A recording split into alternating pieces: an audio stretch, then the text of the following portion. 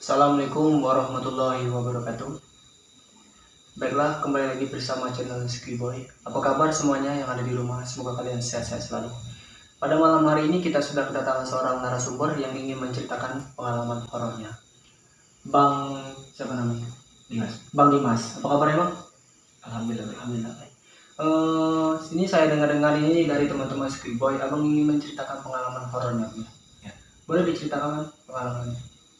Ya, jadi awal mulanya dari pertama saya pertama tuh disuruh oleh orang tua saya ke tempat bibi saya. Nah, saya pada saat itu menggunakan sepeda. Itu jam berapa, Bang? Itu sekitar ya jam 3:30 lah. Sore itu sih, sore. Jadi pada saat menggunakan sepeda mau ke tempat bibi saya jalan kan, Ya. menggunakan sepeda itu. Nah, pas di jalan itu saya dikata-katain gitu. Dikata-katain sama orang di jalan? Iya, Teman Abang? Bukan teman sih sebenarnya, kayak orang-orang gitu. Itu kenapa dikata-katain, Abang? Ya, mungkin dia tahu kejadian saya yang sebelum-sebelumnya mungkin. Oh, Abang emang pengalaman apa yang sebelumnya yang Abang pernah? Nah, sebelum kejadian saya yang ini, Ya. ada kejadian yang sebelumnya itu. Saya pernah ketempelan di salah satu universitas di Lumbel itu. Abang pernah mengalami kejadian ketempelan di universitas? Benar. Oh, makanya itu Abang dikata-katain, dibully lah Ya, sama mereka. Ya. Nah, setelah dibully itu Abang gimana respon Abang? Abang lawan atau Abang diam jadi? saya mau lawan gimana ya? Cuman saya dalam batin saya tuh tertekan gitu. Oh, ya. Jadi Abang diam aja gitu? Ya. Abang masa bodoh langsung pergi? Lepas dari situ Abang pergi langsung ke rumah Budi atau gimana? Ya, pikiran saya kosong gitu, langsung kosong. Langsung kosong? Iya, ngeblank. Karena tertekan itu? Iya, tertekan tadi. Itu gimana Bang kelanjutannya setelah Abang dikata-katain sama teman Abang? Pada saat saya mau dikata-katain tadi kan, saya tuh niat saya tuh mau ke tempat budi saya. Arah rumah budi saya tuh ke arah C gitu kan, sinyalisasi. Dia belok kiri, saya malah lurus gitu ke arah desa Sukoharjo. Ke arah desa Sukoharjo? Ke arah desa Sukoharjo kan jalannya tuh ada pemukiman gitu kan, masih hutan-hutan ya, masih hutan-hutan gitu, masih hutan-hutan. Nah, pas ke jalan arah desa Sukoharjo itu kan ada jembatan gitu kan. Jembatan ke arah Bukigatan, betul nggak? Ya. Oh, Jembatan ke arah Bukigatan itu kan jembatan kayu kan. Nah, di dari sekeliling jembatan itu tadi kan ada pohon-pohon besar gitu kan. Mungkin menurut saya tuh ketempelannya di sana gitu. Abang merasa ketempelan di sana? Ya. Setelah tempelan itu gimana Bang tadi? Abang blank atau gimana? Saya blank. Blanknya tuh punya tujuan tapi. Punya tujuan. Saya terus saja sampai ke Bukit Gatan gitu. Sampai Bukit Gatan? Ya. Itu posisi Abang sampai Bukit Gatan jam berapa? Itu sekitar perkiraan itu maghrib lah. Maghrib. Ya. Gimana kelanjutannya setelah Abang sampai Bukit Gatan? Ya, saat saya ke Bukit Gatan itu saya masih punya pemikiran lurus gitu. Masih terasa blank gitu Bang? Ya, masih terasa blank. Cuman punya tujuan gitu, lurus. Pokoknya saya jalan terus gitu. Saat sampai jalan kerikil itu kan, batuan kerikil ya, di daerah Bukit Gatan itu kan. Saya terus saja sampai hampir mendekati pos 1 gitu.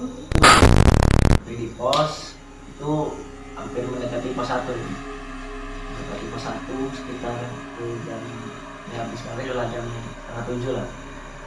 7 itu hujan tuh, cuaca tuh masih gerimis lah. Turun hujan berarti Bang? Ya, cuman belum turun banget tuh, masih gerimis. Nah, saya mulai ada saya itikat mau pulang gitu kan. Itikat mau pulang.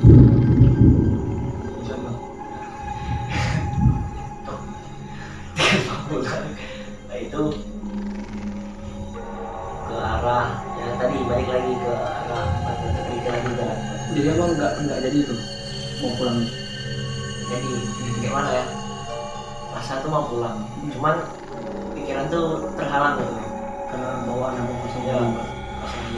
Mungkin karena ketempelan tadi kan, ketempelan tadi pas saya nyampe sana kan cukup lama gitu kan, lama. Terus itu perkiraan saya sekitar pukul, nah bersisa lah, nah pas habis sisa kan mulai itu hujan deras gitu kan, hujan deras banyak sekali penglihatan saya lah, penglihatan saya pada saat saat itu yang saya lihat itu ya seperti kunang-kunang gitu. Hewan-hewan hutan abang ya. Ya, hewan hutan. Setelah abang melihat hewan hutan itu, apa lagi yang abang lakui? Ke atas atau diam di tempat itu? Saya diam di tempat itu. Nah, pada saat, nah ini yang kejadian yang paling buat saya mengerikan ya. Kejadian yang saya rasakan di sana tuh. Pada saat diam di sana tuh kejadiannya tuh sekitar pukul jam setengah 12 malam. Lumayan lama abang tegak. Itu posisinya abang tegak atau duduk? Tegak, Tegak. saya tegak, kan.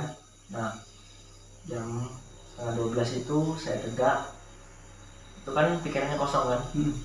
Nah, pas saya tegak itu kan muncullah sosok gitu. Susah apa itu? Ya, sosok siluman ular kan. Siluman ular? Itu sosoknya itu besar,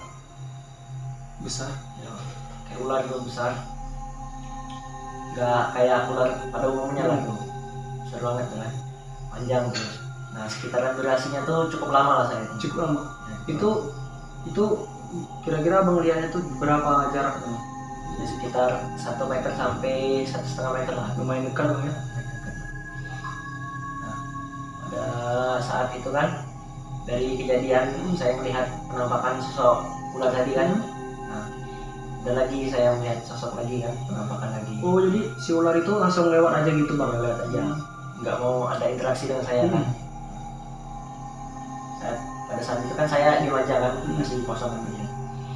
Nah, lagi kan, habis kejadian saya melihat penampakan ular tuh, ada lagi saya melihat sosok lagi tuh. Nggak lama dari kejadian Ya, jadi itu melihat apa lagi bang? habis saya melihat dari sosok ular itu, saya kan melihat ke atas lah, pohon-pohon, Ke atas pohon. ke pohon-pohon tuh. Nah, dari situ saya mulai agak ini kan, agak bingung, kok ada sosok kayak merah-merah gitu kan, merah-merah gitu. Saya mulai curiga nih, nggak ada rasa gimana ya, takut apa gimana kan. Nah, terus saya lihat tuh agak jelas gitu kan, sosok kuntilanak pakai baju merah Duduk di atas pohon. ya, di atas pohon. Itu posisinya sambil ngeliatin apa? Ya, sambil ngeliatin. Itu menurut saya dalam memori saya itu cukup meringan.